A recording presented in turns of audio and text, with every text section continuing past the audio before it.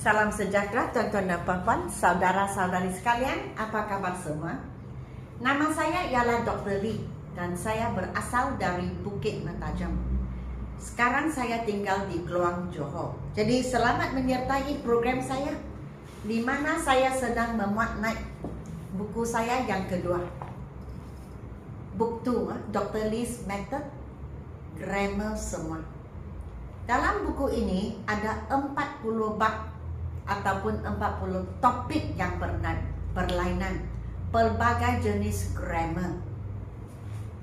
Dan 40 bab ini, daripada 40 bab ini, 38 bab datangnya dari buku yang pertama.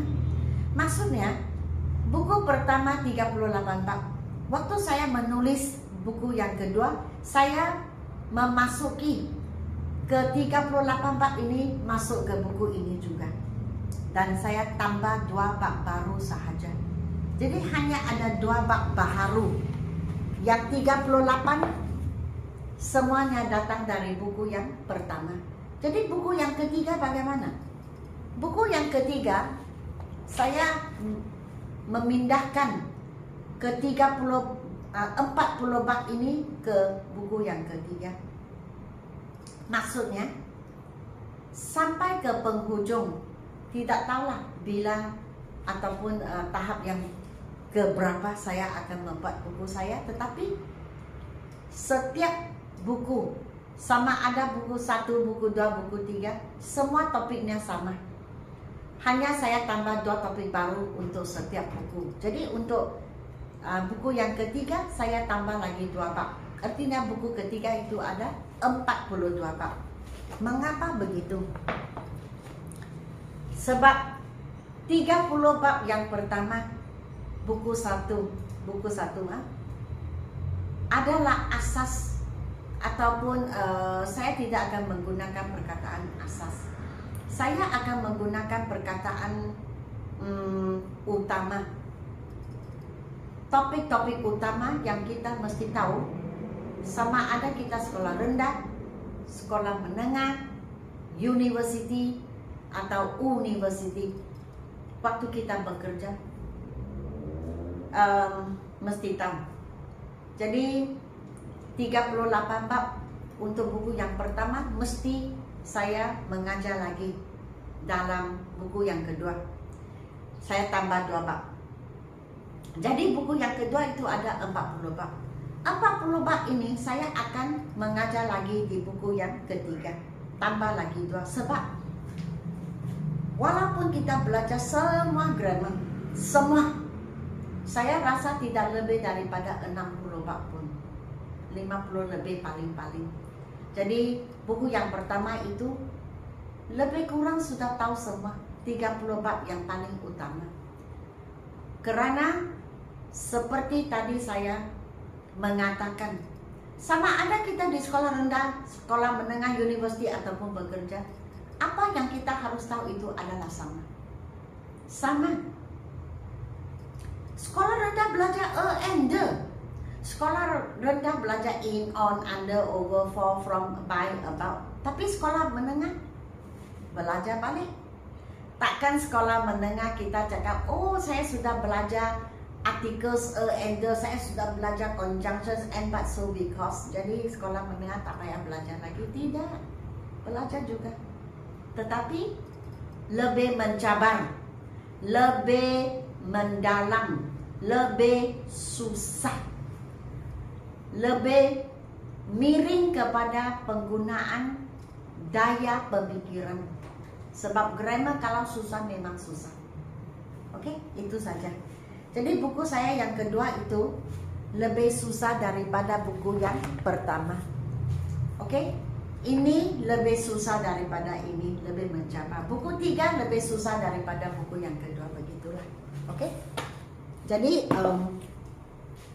sekarang saya akan berkongsi dengan kalian bab ini, topik ini, short forms. Kita pun sudah sampai ke lesson 37, video yang pertama, Nama grammar ini ialah short forms. Form itu bentuk. Bentuk pendek, short form. Dan ini exercise yang pertama. Dan sekarang saya akan mengajar exercise 1, exercise 2. Jikalau kamu mempunyai buku, sila pergi ke halaman 117. 117 ini 117 halaman 117. So kita mesti tahu ini dipanggil full form. Full form sebenarnya maksudnya penulisan rasmi ataupun pertuturan rasmi. Short forms maksudnya tidak rasmi, pertuturan atau penulisan tidak rasmi. Jadi mungkin kalian mempunyai soalan begini, mengapa harus kita belajar bentuk rasmi dan bentuk tidak rasmi? Karena kalau bentuk rasmi kita diperlukan sewaktu kita memberi syarahan, taklimat, ataupun waktu kita bercakap di hadapan media sosial seperti menteri-menteri ataupun perdana menteri, presiden, waktu mereka menerima temu bual, mereka menggunakan ini. Mereka akan menggunakan ini sebab dia sedang berlangsung, siaran langsung kah ataupun temu bual kah. Mereka memberitahu kita tentang perkembangan negara dari segi ekonomi, dari segi sosial. Jadi mereka gunakan rasmi, bentuk rasmi. Yang tidak rasmi itu mungkin Perdana Menteri ataupun Menteri menggunakan short forms. Sewaktu dia berbual-bual, waktu memang dia di hadapan kaca televisyen tetapi dia berbual-bual macam dengan seperti kawan begitu. Saya rasa mereka juga menggunakan short forms kalau boleh, kalau mahu, okay? Dan bagi saya rasmi maksudnya dia memberi ucapan, dia memberi taklimat ataupun secara penulisan. Waktu kita tulis surat kepada jabatan kerajaan ataupun organisasi ataupun institusi, kita menggunakan bentuk ini. Bentuk ini penulisan ada email, email kepada kawan, saudara mara, kita menggunakan ini. So dalam peperiksaan SPM dan STPM WET, kita juga diperlukan, bukan diperlukan, jika juga boleh menggunakan short form sebab ada satu soalan penulisan dipanggil email, membalas email, membalas surat tidak rasmi, itu untuk WET. Untuk SPM juga membalas email, kita menggunakan short form. Kalau kita bertutur dengan kawan memang gunakan short form, okay? Kalau tidak kita menggunakan full form. So sangat cepat saya akan teruskan.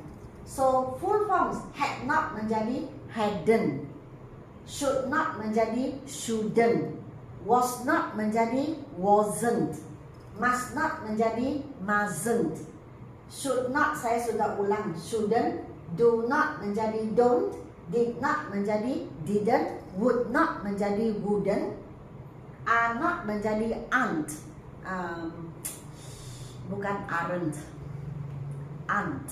okay? Will not menjadi won't. Ini istimewa sebab itu saya garis.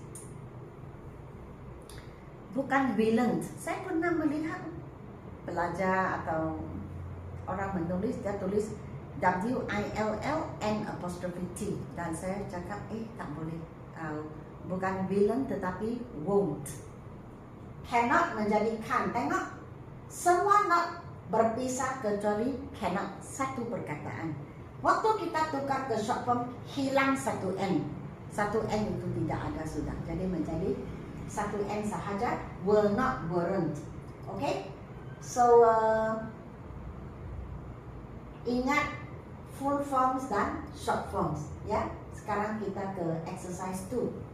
Tadi saya ingin bercakap sesuatu, tetapi sudah terlupa. Exercise 2. Is not menjadi isn't. Cannot menjadi can't. Have not menjadi haven't.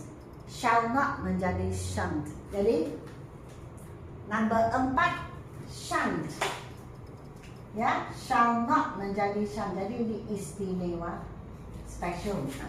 Dan ini juga will not menjadi won't. Have not menjadi haven't. Has not menjadi hasn't. Are not menjadi aren't. Jangan sebut aren't, okay? Jangan sebut aren't. Will not menjadi won't. Istimewa, ini special.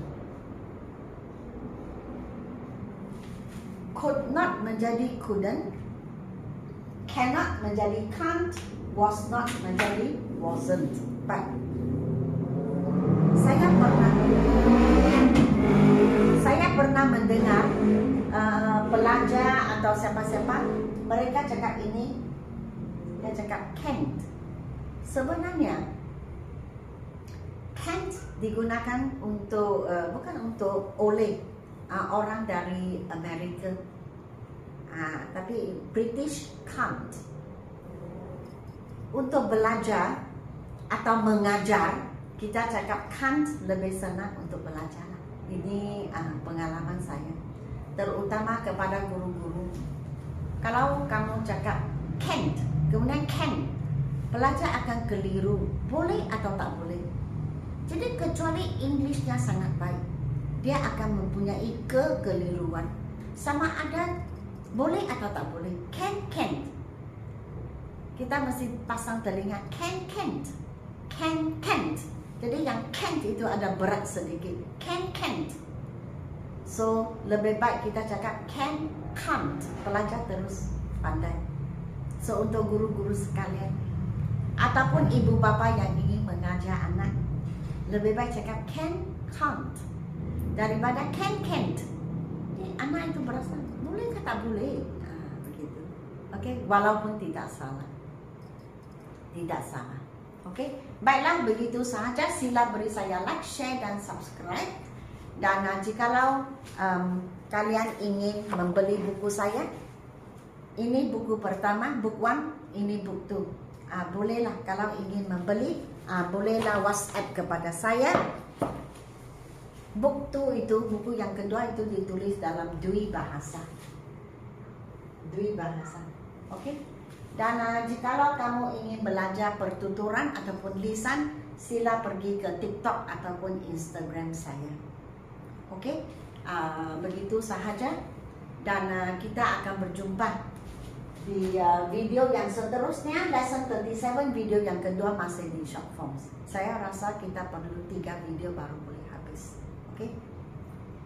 Tidak cukup tempat, dan kalau kita sumbat otak banyak-banyak pun kita merasa macam agak stres juga. Jangan stres. Kita belajar happy lah, relaxing lah, santai-santai lah. Okey. Baik. Begitu sahaja. Sekian, terima kasih.